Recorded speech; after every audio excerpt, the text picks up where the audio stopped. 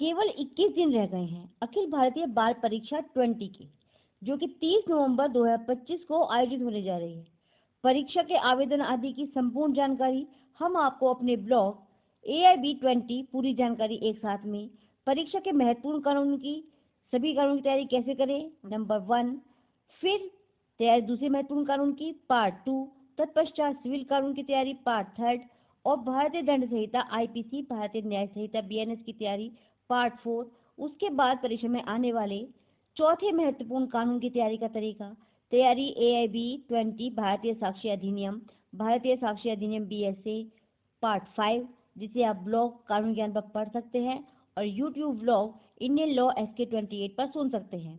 अब आप नोट्स बनाइए पारिवारिक कानून के पार्ट 6 में, जिसमें 8 अंक के प्रश्न आएंगे। पारिवारिक कानून अर्थात फैमिली लॉज, जिनमें मुख्यतः हमारे यहाँ आते हैं हिंदू लॉ और मुस्लिम लॉ। इनमें से लगभग 8 अंक के प्रश्न आपसे पूछे जाएंगे और क्योंकि एक प्रश्न 1 अंक का होता है, इसलिए पेपर में इस कानून से आने वाले हैं 8 प्रश्न। पारिवारिक कानून का महत्व, यह व्यक्तिगत कानूनों को कवर करता है और प्रैक्टिस में बहुत प्रासंगिक है। इसीलिए एक न्यायालय परिवार न्यायालय की पृथक रूप से स्थापना की गई है और परिवार न्यायालय के प्रधान न्यायाधीश को जनपद न्यायाधीश के समान ही दर्जा दिया गया है। प्रश्न अक्सर सीधे होते हैं और मुख्यतः विवाह, तलाक और उत्तराधिकार से संबंधित होते हैं। खास तौर पर ध्यान दें हिंदू और मुस्लिम कानून के स्रोत पर। हिंदू विधि से श्रुति, स्मृति, रूढ़ि और पूर्व निर्णय पर विशेष ध्यान दें। मुस्लिम विधि से कुरान और इज्मा पर खास नजर डालें। हिंदू विवाह अधिनियम में वैध विवाह की शर्तें, तलाक के आधार, दहेज, प्रतिष्ठित संबंध पर खास ध्यान दें। हिंदू उत्तराधिकार अधिनियम में पुरुष की संपत्ति का अधिकार, महिलाओं के लिए उत्तराधिकार के नियम, बेटियों को प्राप्त संपत्ति के अधिकार। हिंदू दत्तक और भरण पोषण अधिनियम में वैध गोद लेने की शर्तें, इन पर खास ध्यान दें। इनसे खास तौर पर प्रश्न आते हैं।